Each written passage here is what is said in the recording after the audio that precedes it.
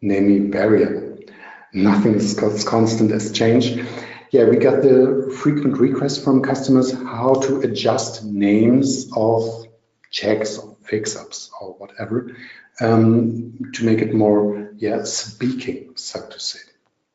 And we have prepared a small sample for that. But before we start with this, I just want to recap what variables mean for those of you who aren't that familiar with variables.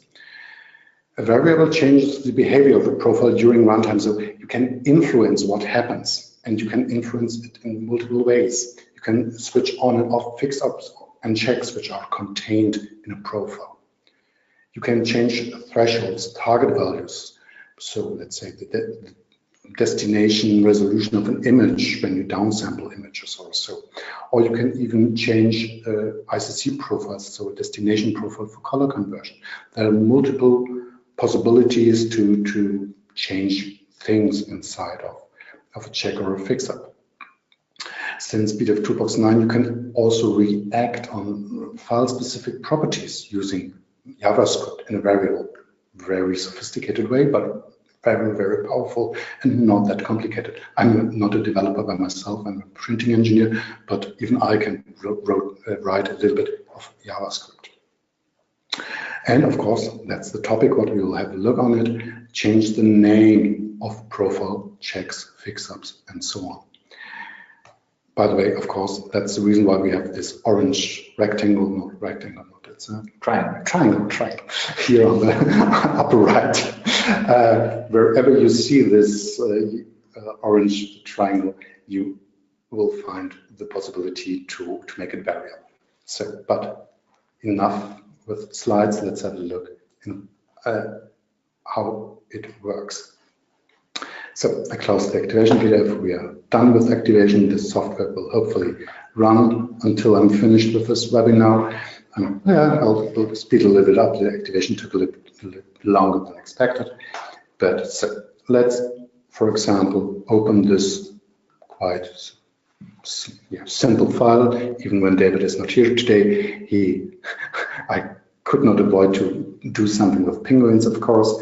So I have built here a rather simple check. Document is not A4. This, we see it here in the lower left corner. This PDF is A4. So when we run the analysis, nothing will happen. Yeah, green check mark, everything is fine. When I open now a A3 file, you see it's here down in the left corner. It's a little bit bigger and there's an additional line on it. When I check this one, it fires. So document is not A4. Yeah. Now, customer want to say, yeah, okay, it's not A4, but what is the size? Okay, this can be also done quite easily. I already prepared one. Document is not A4. When I run this one on this check, it still says no problems found. When I run it on the A3 page, it gives me an error, of course, and it says here also, you see it here in the back, it is that big. It is 297 by 420 millimeters big. How does that work? If we go back, we see it's 0.0 millimeters in the title of that check. How and why does that change? So let's have a closer look how this works. We have here on the right side, of course, normal property, which checks for, in this case, the size of the trim box unequal to the dimension of A4 here on the right side. The magic is here in the upper left corner, in the name of that check. You see it here. Document is not A4, it is, and then something comes within these curly brackets, script trim width by script trim height. And then the curly bracket ends again, millimeters. So at the bottom. This means this is a variable which uses JavaScript. So Let's have a look inside this variable. There is a key which is internally used. There is the label of that key, trimbox heath in millimeters, and then the JavaScript begins. First, get the width of the trimbox in points. As some of you may know, a PDF internally works always in points. So we have it here, the var trim heath. So the variable, the trim heath, var introduces the variable, the trim heath says the variable has now this name, is equal to, and then something comes which is called app.doc pages, brackets 0, trimbox dot top, minus, and then app.doc pages 0, trimbox bottom. Why that? Inside of a PDF, we have some measures. So PDF always starts in the lower left corner, and somewhere upwards the trimbox bottom is defined. So where the trimbox end, because somewhere at the top of the page, trimbox starts. This is the top. So here at the first point, I get the upper, where the upper edge of the trimbox is, and I say minus the bottom edge of that trimbox. And this result will be then the trim heath. Did you understand that? Yeah, I understood that, but I'm not really technical. So I would ask you, how would I know, like, how would I use this app.doc.pages.trimbox? Okay, that's of course you can know that. No, you cannot know that, of course. So we have here this small I sign on the right side. When you click on it, you have the possibility to insert JavaScript objects. So these are fixed objects with information about the PDF which is currently processed and can be grabbed by the JavaScript. When you click on it, you open a window where you get all the different types of informations which can be asked from the engine. And when you look inside these long lists, you get all these app.doc, which means application, document, and then information about the pages. And here you see also trimbox, which would give us an array of 4 values, but this is a little bit inconvenient. And we have here the bottom, returns the bottom coordinate for the trimbox for page E.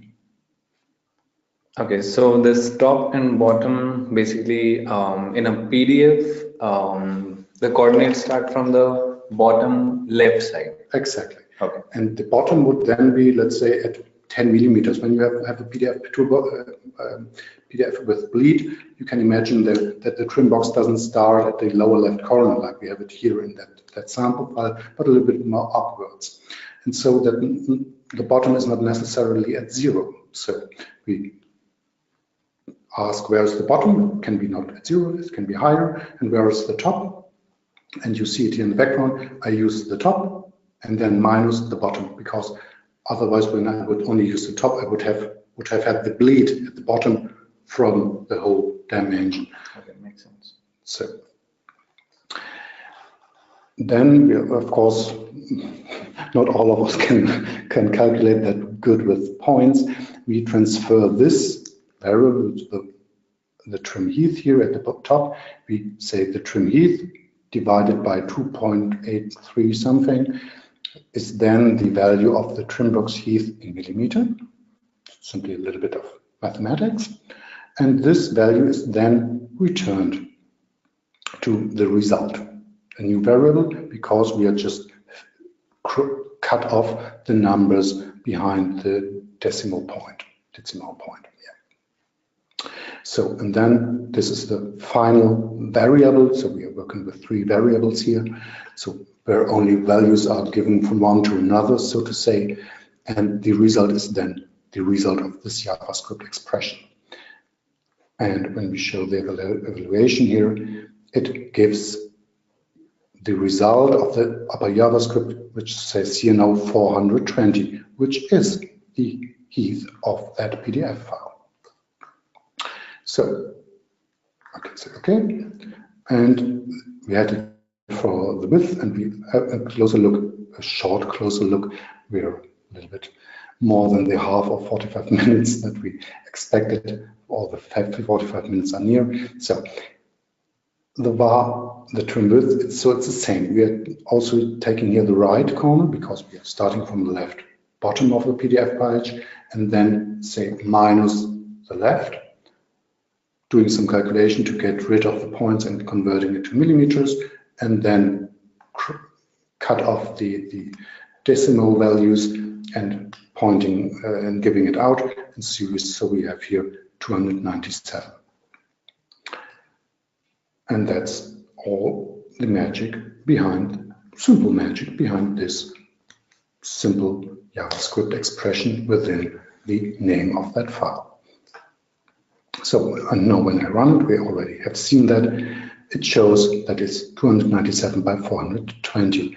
Of course, when we run it now on a for page, it says it is 210 by 297, which doesn't make sense in this example, but yeah, for most cases, this is quite nice and makes it even more easier for you, for customers, when you create, for example, a report after pre-flighting, because this text, this name of the check, will be listed in the same way, for example, in a PDF report. It will be named that way. So when you create a PDF template and overview report, the check will have this new dimensions in its name.